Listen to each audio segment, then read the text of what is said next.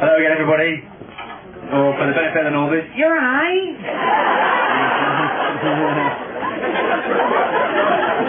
Okay, don't start the clock yet, alright? For those people in the screen say, reset it. Here we go. Hang on.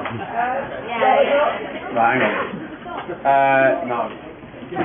Yeah, good point actually, because I should probably point out that, you know, because we're obviously all hungry and want to get this over with ASAP, any hecklers will not only be paying for the catering, but more importantly, my bar bill, which is going to be pretty large. Start the clock. Right, yeah, so anyway, hello.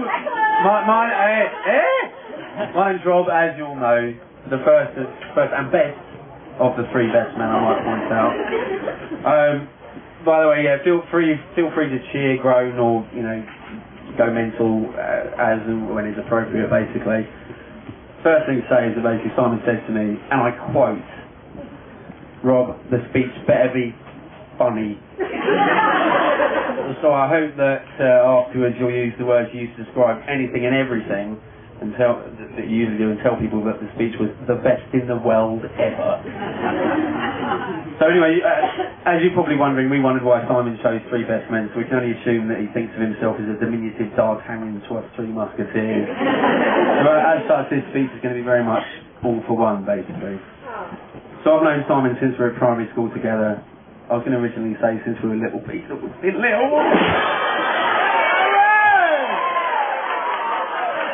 That's brilliant, that. Do it again.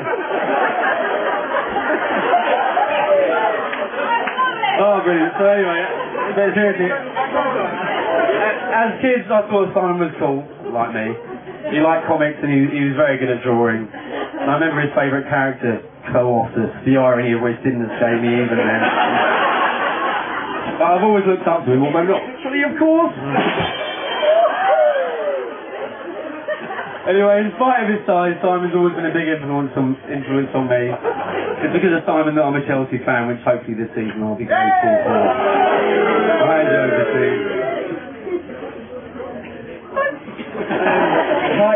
Hi everyone, today you know me, I'm Steve. I was at primary school with Simon as well, unfortunately.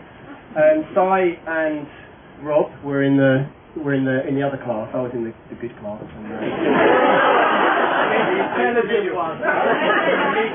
No, you were the remedial. So yeah, Si and Rob were the bad lads basically, and I kept away from them as long as I could.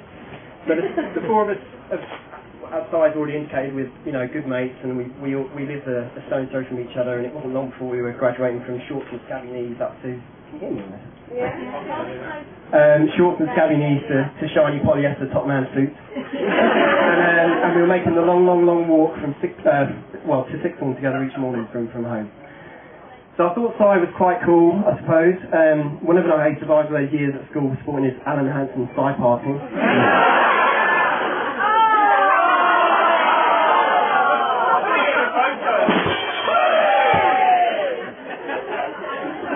And then, of course, there was Simon's unique sense of fashion, which I'll come back to later on. But here's Dara.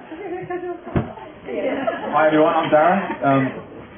One of the best men, obviously. I first met Simon when I started high school at Wimbledon College with him. Initially, I was very impressed by his academic ability, his way with numbers, his chess playing skills, and his level of general knowledge. Sadly, I soon realised that Simon was not, as I thought, an 8-year-old child prodigy, just short.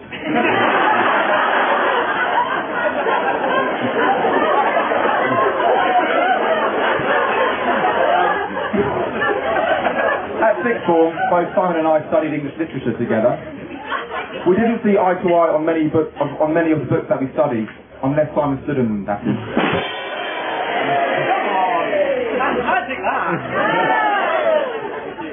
Oh, hello, it's me again. Hang on, wait a minute, I've got to get me paid. Seamless. Alright, so we've been through a lot together in the time we've known him. We've been through ups and downs. Life's a roller coaster, they say. Luckily for Simon, life is a roller coaster that has no height restrictions.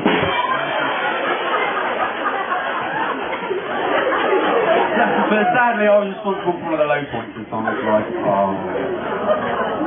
So Simon and I were in the park one day doing nothing. Honest. Hanging out. And then we saw the police approaching. I was nervous. Quite a bit previous. We saw them walking towards us, but we remained cool. We were teenagers, same age. We were hard. We were cool. We legged it. We split up, so I got away. And after running about, must have been 10-15 miles.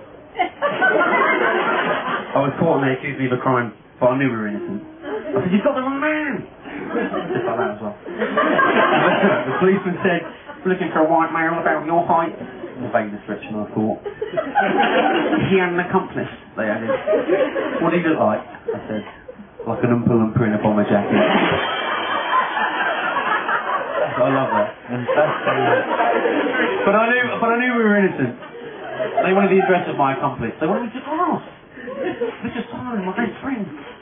We've grown up together. We've taken our first communion together. We got drunk together. I wouldn't give him up. I wouldn't cross an innocent friend. The police got to his house before he did. But luckily, I should point out, we were both cleared of all charges, and luckily for me, Melanie didn't ban me from associating myself with crime.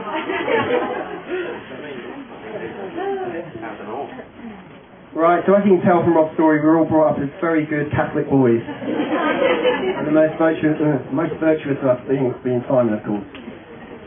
Dara here celebrates his birthday on Christmas Eve. The day before Jesus. The day before Jesus. Yeah, sorry. So as is always tradition, we always took up at the pub on Christmas Eve. This is always inconvenient for Si, as he always has a seasonal engagement with the rest of the Henberys in the shape of midnight mass.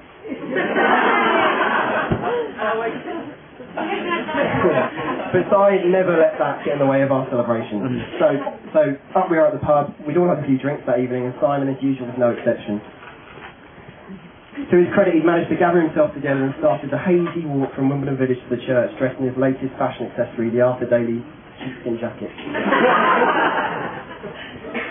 So cast your minds back a mere 4 hours to St John Fisher's Church, only this time Si certainly didn't make it on time. By the time the tipsy sheepskin-clad Simon got to church, the Mass was in full swing, and unfortunately for him, the Henberys were in their usual place, the front row. Front 18 rows.